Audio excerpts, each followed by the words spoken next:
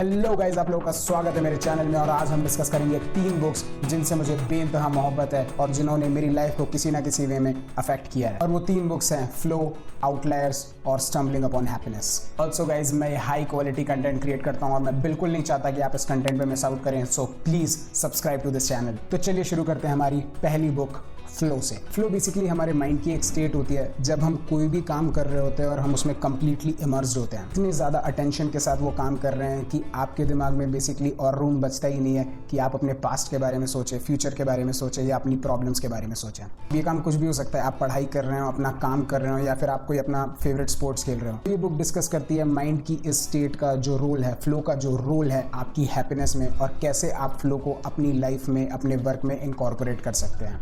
इस बुक के author Mihai चीक्ससेंडमिहाई एक डिस्टिंग्विश्ड प्रोफेसर हैं साइकोलॉजी और मैनेजमेंट के। डिस्टिंग्विश्ड प्रोफेसर का मतलब होता है कि ये साइकोलॉजी की फील्ड में इस दुनिया में सबसे ज़्यादा नॉलेज रखने वाले लोगों में से एक हैं। तो आई वुड श्योरली से कि अगर इनके पास कुछ कहने को है तो शायद आपको एक बार सुनना चाहिए। तो अगर आप अभी भी डाउटफुल हैं कि आपको ये बुक पढ़नी चाहिए या नहीं, तो मिहाई चीक्ससेंडमिहाई की एक टेड टॉक भी है जो आप देख सकते हैं। तो मेरे साथ एक मेजर प्रॉब्लम ये थी कि मैं कोई भी काम करना शुरू करता था, स्टार्टिंग में वो काम मुझे बहुत इंटरटेनिंग लगता था, लेकिन कुछ टाइम बाद मेरा एंजॉयमेंट और काम को करने में जो मुझे हैप्पीनेस होती थी वो वेयर आउट हो जाती थी, खत्म हो जाती थी। तो बुक ये कहती है कि आप अपना काम सबसे ज़्यादा एंजॉय तब करते हैं when you are in a state of flow, एकदम कंप्लीट फोकस के साथ काम करते हैं। और ये जो फ्लो होता है ये 2 फैक्टर्स पर डिपेंड करता है, एक स्किल और एक चैलेंज। तो आप अपनी फ्लो की स्टेट में तब होगे जब जो काम का चैलेंज है वो उतना है जितनी आपकी स्किल है। ऐसे टाइम पे आप कंप्लीटली अपना दिमाग काम पे फोकस करोगे, आपके पूरे के पूरे senses would be into that work, आप किसी और चीज़ के बारे में नहीं सोच रहे होगे and you would be enjoying your work the most.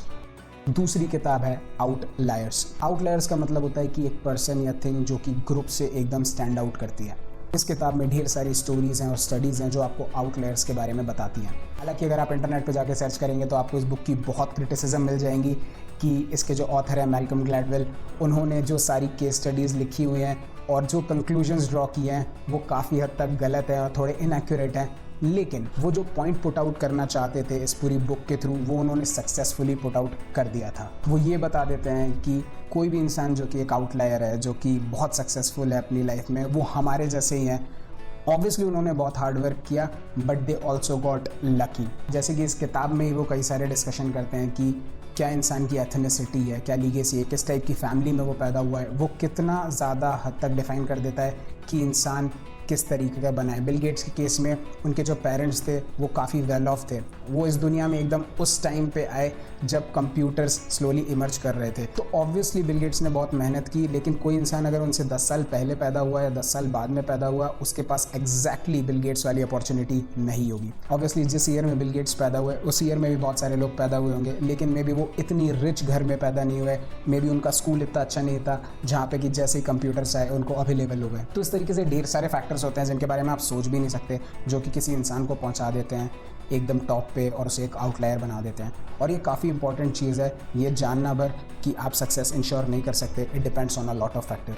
और ऑब्वियसली इन फैक्टर्स पे हमेशा आपका कमांड नहीं रहेगा, मोस्ट ऑफ द टाइम ये आपके हाथ के बाहर रहेंगे। मेरे लिए इस किताब का सबसे बड़ा टेक अवे ये था कि you can never ensure success. आप अपनी लाइफ में बहुत ज़्यादा हार्ड वर्क कर सकते हो, आप बहुत अच्छी डिसीजंस ले सकते हो, लेकिन ये सारी चीज़ें सिर्फ आपकी प्रोबेबिलिटी इंक्रीज़ कर देंगी सक्सेसफुल होने की, लेकिन ये कभी इंश्योर नहीं कर सकती।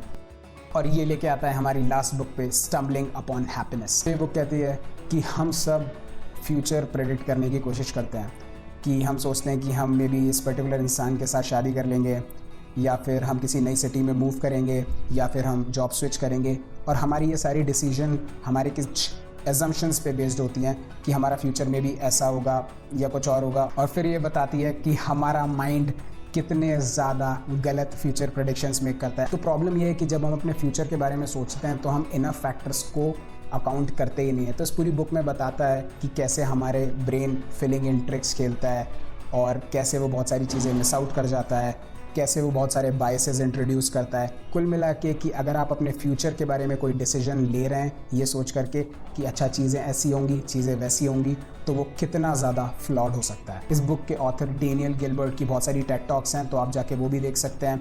और ये बंदा he is a professor of psychology eight Harvard. यार ये किताब पढ़ोगे ना, हर तीसरी लाइन पे तुमको एक नंबर दिख जाएगा फुट नोट के लिए, और फुट नोट पे क्लिक करोगे तो there is a research paper. हर तीसरी चौथी लाइन पे भाई कितना रिसर्च किया इस बंदे ने। ऑब्वियसली अपनी पूरी लाइफ से प्रोफेसर है और आपको पूरी किताब पढ़ते वक्त लगेगा कि कितनी थॉरोली और वेल रिसर्च ये किताब है। मेरा इस किताब से सबसे बड़ा टेक अवे ये था कि मैं कोई भी अगर लाइफ में डिसीजन ले रहा हूँ अपने फ्यूचर के बारे में इमेजिन करके, तो वो बहुत चांसेस हैं कि गलत ही होगा। और एक रिलेटिवली अच्छा तरीका होता है अपनी लाइफ में डिसीजंस लेने का कि कोई और इंसान जो वो एक्सपीरियंस को अभी जी रहा है उसके पास जाना और उससे पूछना कि क्या मुझे ये चीज़ करनी चाहिए, और अगर मैं ये चीज़ कर रहा हूँ तो क्या प्रॉब्लम्स हो सकती हैं। ये तीनों बुक्स नॉलेज का लिटरली भंडार है, और ये सिर्फ मेरे इंटरप्रिटेशंस थे जो मैंने इन किताबों से निकाले। ऑब्वियसली आप ये किताब पढ़ेंगे तो शायद आप अपने लिए कुछ यूजफुल चीज़ें इन किताबों से निकाल पाएँ। So please do read this books and let me know कि आपको कितना मजा आया। Please subscribe to this channel, और मुझे इंस्टाग्राम पे फॉलो प्लीज़ करिए दोस्तों। इंस्टाग्राम पे मैं ढेर सारी बढ़िया चीज़ें डालता रहता हूँ, तो please subscribe to this channel, follow me on Instagram and see you in the next video. Bye guys.